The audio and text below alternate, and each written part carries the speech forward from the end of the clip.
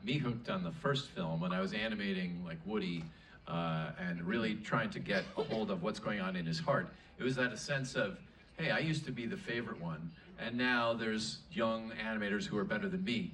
And so I think everybody can relate to that in their own way, wherever you come from. Even like if you're the second-born child, you have a little bit of a jealousy for the firstborn, you know. So it's a very universal thing, and I think it hasn't changed since 1995. No, I mean, I think what's interesting about technology is that there's almost no competition. The minute you put tech into a kid's hands, it's like you lose.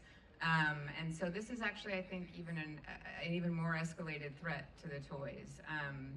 And I think it's really interesting that Jessie is the one to deal with that. She's seen the most change, probably, of any of the toys, of any of the characters, and the fact that she's the one that's kind of confronting this huge, huge threat to their existence is why we really were attracted to this being both Jessie's story and about technology. So yeah, I think it's the biggest threat they've seen, for sure.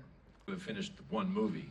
And now years later, I think we're always shocked and sort of surprised in a wonderful way to find how much depth these characters have, that they continue to reveal new aspects of what it is to be alive. I think in part because they follow our own lives, you know, as we become from young people to parents to grandparents.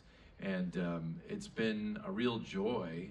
It's fun working with the voice talent and everybody at work. You can just look around and everyone goes, man, we're so lucky. We're so grateful to be here. I think there's a lot of pressure. I think we think about it a lot before we start. I think there's always this moment of like, are we going to really go back in there? And if so, is it a story that's really worthy? I think in some ways, Toy Story has the most amount of pressure right at the beginning of the process. I think, you know, when we do an original film, sometimes, you know, you have a lot of like, oh my gosh, it's a new film and we're super excited to see it at Pixar. And the first screening of a Toy Story, everybody's like, really? Why are you guys going back in? So there's a lot of pressure right at the beginning to prove that there's a story worth telling. And so we take it we're very quiet about the fact that we're going into another Toy Story when we start. Because we're very precious about it and we want to make sure it doesn't get ahead of itself and that there's really a story there. And we started a few that we've stopped. Yeah, we've definitely started and stopped and said there's nothing worth telling. So I think it just goes to show why there's so much time sometimes in between one film to the next. It's really that we take it very seriously. I think we are very protective of it. It really makes you start to question, like, what is the point? Why are we making these things? Why are we making movies and telling stories? If it's just to fill air and to put stuff up on a screen, fine, AI can do that. But if it's what I think it is, which is an artist reaching down into themselves and finding something that they are experiencing about this great mystery that we call life and trying to communicate it to other people, I can't see how AI is going to be able to do that. It might be able to help an artist reach that and articulate it, but it's got to come from a human being who is living, who has a body, who breathes and tastes and smells and all the things that we do. I think AI can help that, but that's... Yeah, well, I would also say that, you know, for us, I think for all of us, I would imagine on stage, it's, you know, if nobody wants to take a shortcut to the end. I think they're all in this business because we enjoy the making and the discovery. And the discovery. And the shortcut isn't appealing for any of us. I don't think any of us is in it just to get to the end of it.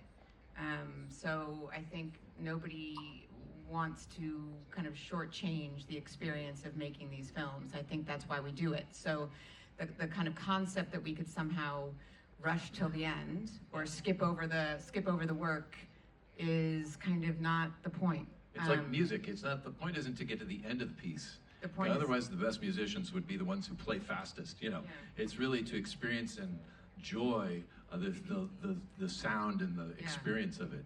Andrew Stanton says AI is like fire. It's like it can warm you, it can help you cook things, it can light things, but it can also burn you. It's a very broad thing. So I think we're just trying to proceed with caution, but with real kind of, our philosophy really hasn't changed from day one. Time in which we're in is very challenging, and we are still figuring out exactly where we are and how to approach things with escalating costs and so on.